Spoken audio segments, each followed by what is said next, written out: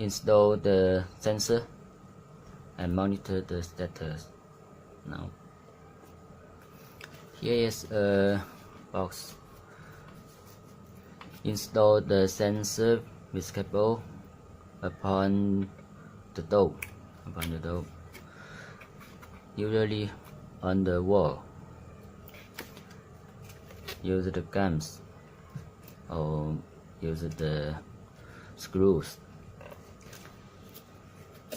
and the sensor install on the door and move with the door.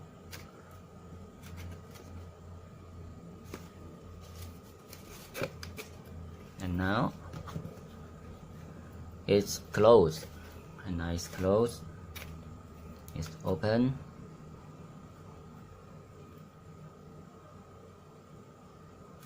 When you click the tab on APP, turn off,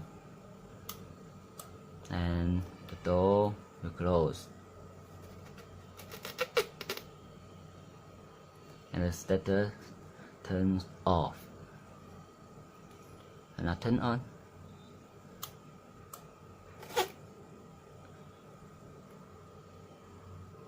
Now the door is open. If you manually open or close the door, you will see the status on APP.